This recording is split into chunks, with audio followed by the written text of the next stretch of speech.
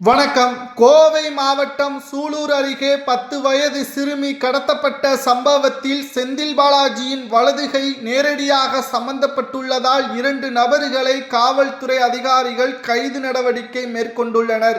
நண்பர்களே, இந்த வீடியோவிற்கு ஒரே ஒரு லைக் மற்றும் சப்ஸ்கிரைப் பண்ணிருங்க. முதல்வர் விஜய் அவர்கள் வெளியிட்டுள்ள அறிவிப்பால் திமுகவின் தலையில் மிகப்பெரிய ஒரு இடியாக விழுந்துள்ளது. ஸ்டாலின் அவர்கள் செந்தில் பாலாஜியை அழைத்து கிட்டத்தட்ட 2 மணி நேரம் எச்சரிக்கை செய்துள்ளார்.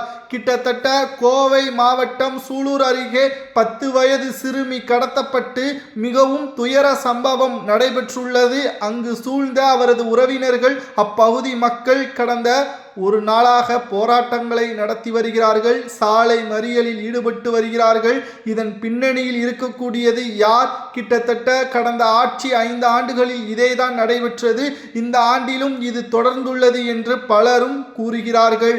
மேலும் இதற்கு உடனடியான தீர்வுகளை முதல்வர் ஸ்டாலின் அவர்கள் 24 மணி நேரத்தில் எடுத்துள்ளார். 2 நபர்களை தற்பொழுது கைது நடவடிக்கையும் மேற்கொண்டுள்ளார்.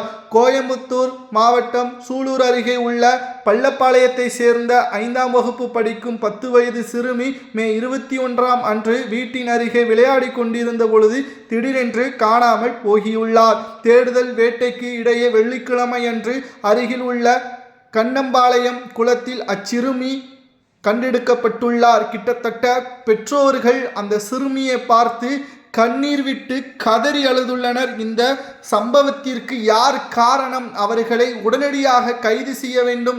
கடந்த ஆட்சியில்தான் இப்படி நடந்தது, மீண்டும் தொடரக்கூடாது என்பதற்காகத்தான் திமுகவின் ஆட்சியே வேண்டாம் என்று உங்களுக்கு வாய்ப்புகளை கொடுத்தோம் விஜய் அண்ணா என்று அப்பகுதி மக்கள் கூறியுள்ளனர். மேலும் சிறுமி மற்றும் குழந்தைகள் நல துறை அமைச்சராக இருக்கக்கூடிய முதல்வர் விஜய் அவர்கள் 24 மணி நேரத்தில் குற்றவாளிகள் 2 பேரை தற்பொழுது கைது நடவடிக்கையும் மேற்கொண்டுள்ளனர்.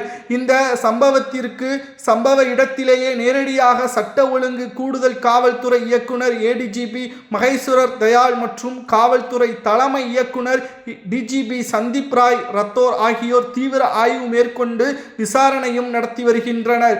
இதில் செந்தில் பாலாஜி அவர்களது வலதுகையாக இருக்கக்கூடிய 2 நபர்கள் கார்த்திக் மற்றும் மோகன்ராஜ் இருவரையும் தற்பொழுது கைது நடவடிக்கையும் மேற்கொண்டுள்ளனர்.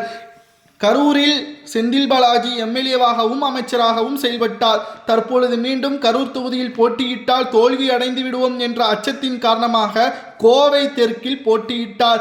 அங்கு கோவையில் செந்தில் பாலாஜிக்கு ஆதரவாக பல கும்பல்கள் அவருக்கு ஆதரவாக மறைமுகமாக பிரச்சாரங்களையும் நடத்தி செந்தில் பாலாஜி அவர்கள் ஆட்சி அதிகாரத்திற்கு வந்தால் அப்பகுதியில் நம்ம ராஜாவாக வாழலாம் என்று நினைத்த கார்த்திக் மற்றும் மோகன்ராஜ் இருவரையும் தற்பொழுது ஒட்டுமொத்தமாக செந்தில் பாலாஜி அவர்கள் தனது கட்டுப்பாட்டில் வைத்திருந்தார்.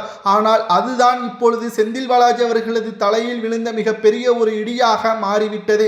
செந்தில் பாலாஜி அவர்களது வலதுகையாக கோவையில் சுற்றி வந்த கார்த்திக் மற்றும் மோகன்ராஜ் இருவரும் தான் இதன் முக்கிய குற்றவாளிகள் என்றும் சம்பவம் எப்படி அரங்கேறியது என்பதை விசாரணைக்காக அவர்களை சென்னைக்கு அழைத்து வந்துள்ளனர். கிட்டத்தட்ட மிகப்பெரிய உயர் தண்டனை வழங்க வேண்டும் என்றால் என்ன தண்டனை வழங்கலாம் என்பதை கமெண்ட் வாயிலாக கூறுங்கள். கடந்த ஆட்சியிலும் திமுகவின் பெயரை சொல்லிதான் பல அசம்பாவிதங்களில் இவர்கள் ஈடுபட்டார்கள். தற்பொழுது ஆட்சி மாற்றம் ஏற்பட்டால் நிச்சயம் செந்தில் பாலாஜி தான் கோவையின் எம்எல்ஏவாக இருக்கிறார், அதை வைத்து தப்பித்து விடலாம் என்று நினைத்தார்கள்.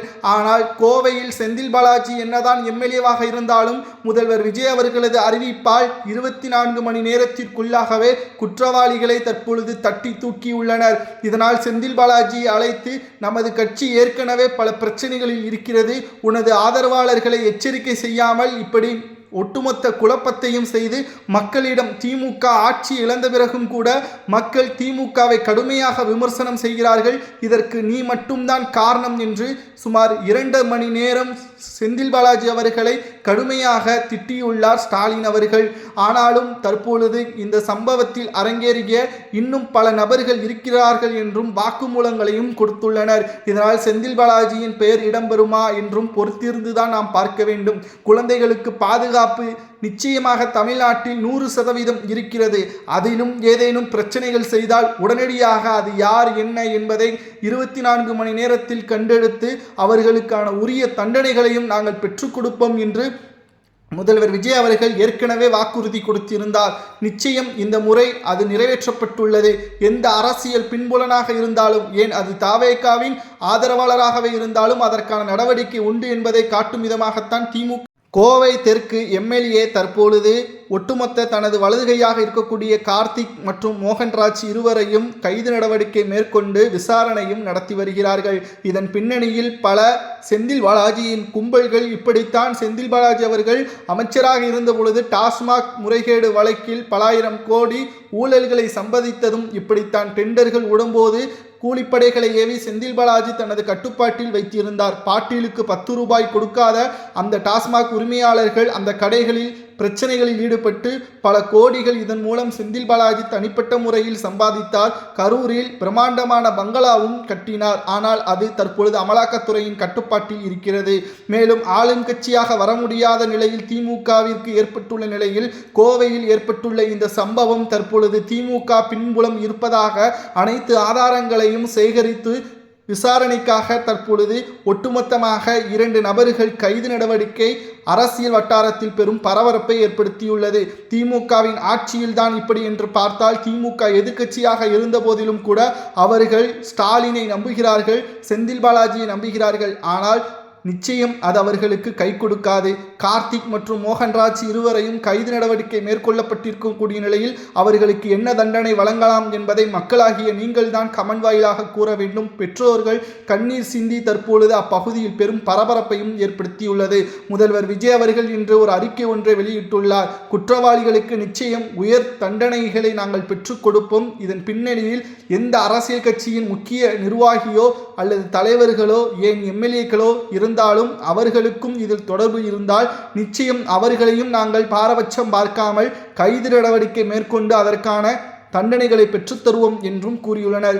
இந்த நேரத்தில் காவல்துறை அதிகாரியாக சிறப்பாக செயல்பட்டு 24 மணி நேரத்திற்குள் குற்றவாளிகளை கைது நடவடிக்கை மேற்கொண்ட ஏடிஜிபி மகேஸ்வர் தயாள் மற்றும் காவல்துறை தலைமை இயக்குனர் டிஜிபி சந்தீப் ராய் ரத்தோர் ஆகியோருக்கு நான் வாழ்த்துக்களை தெரிவித்துக் கொள்கிறேன் என்பதையும் தெரிவித்துள்ளார். மேலும் பாதிக்கப்பட்ட குடும்பத்திற்கு தங்களுடைய ஆதரவுகள் நிச்சயமாக இருக்கும் என்பதையும் அவர் தெரிவித்துள்ளார். இதுபோன்ற சம்பவங்கள் இனி நடைபெறாமல் இருப்பதற்காக கூடுதலாக பல கண்காணிப்புகளை நாங்கள் மேற்கொள்ள உள்ளதாகவும் முதல்வர் விஜய் அவர்கள் தெரிவித்துள்ளார். செந்தில் பாலாஜி அவர்களது பின்புலத்தினால் தான் தற்பொழுது இந்த அசம்பாவிதங்கள் இருக்கிறது என்றால், ஒருவேளை ஆட்சி அதிகாரத்தில் இருந்தால் என்னவெல்லாம் நடந்திருக்கும்? செந்தில் பாலாஜி அவர்களது கைக்குலியாகவும் வலதுகையாகவும் இருந்த இவர்களுக்கு என்ன தண்டனை வழங்கலாம் என்பதை மட்டும் மறக்காம கமெண்ட் வாயிலாக கூறுங்கள். இது போன்ற அரசியல் செய்திகளை தெரிந்து கொள்ள நமது சேனலுக்கு ஒரே ஒரு லைக் மற்றும் சப்ஸ்கிரைப் பண்ணிருங்க. நன்றி, வணக்கம்.